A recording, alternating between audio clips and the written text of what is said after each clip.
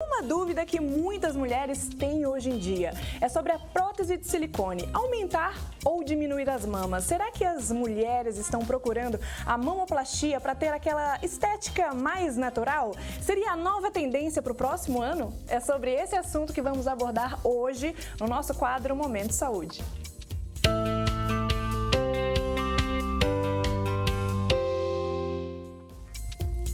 Bom, e quem está com a gente hoje é o Dr. Rodrigo Gimenez, que é cirurgião plástico do Hospital Albert Einstein e do Hospital Vera Cruz e professor também da São Leopoldo Mandica em Campinas, para tirar todas essas dúvidas com a gente e saber o que realmente as mulheres estão optando hoje pela questão da estética. Doutor, seja muito bem-vindo aqui ao nosso programa novamente, viu? Para falar desse assunto aí que gera um pouco de dúvida, não gera?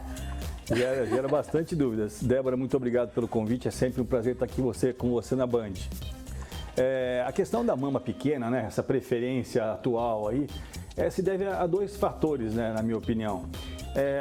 A questão da moda, a questão dos conceitos, das revistas que trazem as novidades, os conceitos de roupas, designs, estão favorecendo muito mais a mama pequena. Então, aquele desejo da mulher de colocar uma mama maior, ele vai se mudando para mamas menores. Esse é o principal fator, na minha opinião. Mas existe um segundo fator, que é o desejo de já substituir, né, de tirar o uso da prótese de silicone. Então, tem muitas mulheres querendo ficar sem o silicone. Então, ela acaba diminuindo a mama por essa questão também. E no caso da redução das mamas, doutor, que você mencionou, o que pode ser substituído pelo silicone? Por exemplo, a mulher, ela colocou o silicone, mas ela, por exemplo, ficou muito grande ou pesado, ela quer substituir. Como que ela faz essa cirurgia? Como seria essa cirurgia? Eu vou aproveitar aqui que eu tenho esse protótipo aqui e vou desenhar para vocês, né? Quando a pessoa quer colocar a prótese de silicone, nós fazemos um cortezinho aqui embaixo, tá certo? Ou pelas areolas, né? E colocamos a prótese de silicone. Mas quando essa prótese vai ser removida, que existe um volume, né? A prótese é um volume importante. Então, quando se tira esse volume e tem excesso de pele, nós necessitamos fazer o corte ao redor das areolas, aqui embaixo no sulco mamário e da areola até o sulco mamário, para tirar o excesso de pele. Seria a cicatriz em T invertido, que todo mundo conhece. E as opções para fazer a mama de novo, para reconstruir essa mama todo, esse colo inferior, lateral, seria o quê? O enxerto de gordura. E também nós podemos remodelar aqui por dentro todo o tecido mamário. Então nós podemos remodelar o tecido mamário que já existia, juntá-los, né? Trabalhar de forma que a gente, juntamente com o enxerto de gordura, a gente tenha um formato de mama novamente gracioso, né? Porque tem a questão da pele também, não é, doutor? Porque a pele estica e aí depois, na hora da retirada, na hora dessa cirurgia nova, a pele fica ali. Pois é, então, com esse excesso de pele, essas incisões, essas que estão em azul aqui, eu consigo tirar o excesso de pele dessa região. Então, tirando o volume, quer dizer, o conteúdo, eu consigo trabalhar o continente, que é a pele, de forma a retirar esse excesso de pele quando existe a retirada da prótese de silicone. Exato. Nós recebemos uma dúvida agora aqui no nosso WhatsApp, chegou aqui rapidinho. No caso da amamentação, doutor, a Lúcia, ela tá falando que ela sempre teve seios, só que na amamentação murchou. No caso, ela colocaria, o ideal para ela seria uma prótese ou essa, como que eu posso dizer? É uma mamoplastia. Mamoplastia sem a prótese, é isso? Sim. Existem essas duas opções, né, para ela, só respondendo a pergunta dela. Então, a primeira opção é colocar a prótese de silicone e se o peito tiver não só murcho, mas caído, nós temos que colocar o quê? Fazer o excesso de pele, tirar o excesso de pele. Agora, se tiver só murcho, nós só colocamos a prótese. Ou fazemos o enxerto de gordura também. Podemos trabalhar com enxerto de gordura na situação dela. E doutor, os seios, após a redução das mamas, ele pode voltar a crescer novamente ou não? Pode. Tem duas situações, Débora, que nós temos que ficar muito atentos. Primeiro, a pessoa jovem, né? A pessoa jovem tem o desenvolvimento mamário dela normal.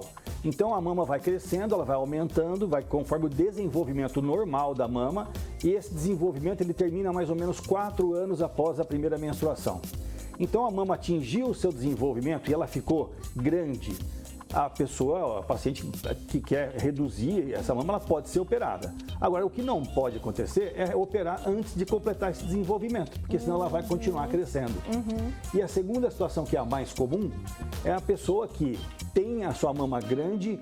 Por quê? Porque ou ganhou peso ou já tem a mama naturalmente grande. Sim. E reduz. Se ela engordar novamente, ganhar peso novamente, como a mama ela é composta por glândula e gordura, a mama é composta por glândula, pele e gordura.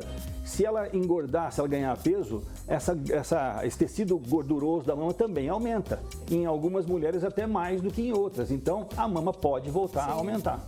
Exato. E doutor, existe um jeito de colocar a prótese de silicone para que ela fique mais natural? Tem a questão do músculo também, não é? A prótese mamária, ela pode ser colocada de forma a ficar natural, e para isso nós temos que colocar ou debaixo do músculo aqui do peitoral, né? Ou nós temos hoje em dia uma prótese que é em formato de gota, né? Tá dando bem para ver ali, quer dizer, ela é uma prótese mais baixa aqui no polo superior e mais cheinha aqui embaixo. Então essa prótese não precisa ser colocada embaixo do músculo, não. Ela é colocada em cima do músculo, mas ela fica de forma anatômica e dando um resultado mais natural. E também, outra opção é abaixo do músculo. Essa abaixo do músculo a gente evita, viu, Débora? Porque acaba sendo uma mutilação para a pessoa desnecessária. Você corta músculos, você trabalha de uma forma... Esse músculo pode ser... mais invasivo, doutor? É muito mais invasivo. Esse músculo pode ser necessário no futuro para a reconstrução de alguma parte do nosso corpo. Ou mesmo para pessoas que gostam de atividade física, você vai perder qualidade de alguns movimentos, né? Quem gosta muito de academia, é praticamente proibido você mexer em músculos do tórax. Então, tomar muito cuidado. E esse é um detalhe que muito pouca gente conhece.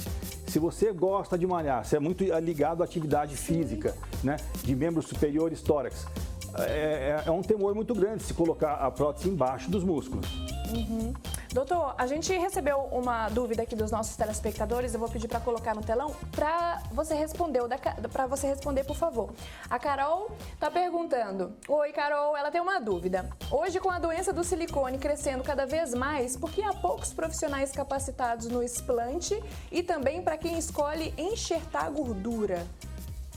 Carol, obrigado pela pergunta. A questão não é que tem poucos médicos capacitados para lidar com essa situação. A questão é que é uma cirurgia difícil. Imagina uma mama inteira cheia de prótese, né? Você vai lá e você tem que tirar esse volume e você tem que reconstruir essa mama com o que resta. Quer dizer, não é uma cirurgia fácil. Você tem realmente que ter uma vivência com esse tipo de mama. Eu faço isso, por exemplo, há 23 anos, 24 anos. Quer dizer, é muito tempo e é necessário realmente uma expertise nisso.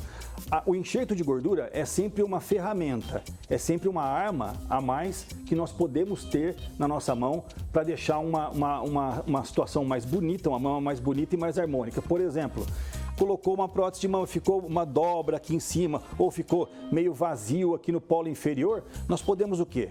Tirar uma gordurinha de algum culote, uma lateralzinha do abdômen, prepara essa gordura e enxerta nas regiões que nós queremos. Então a gordura é mais ou menos como se fosse uma massinha de modelar, que você vai trabalhando a mama conforme você quer. E doutor, para quem não conhece, o que seria essa doença do silicone?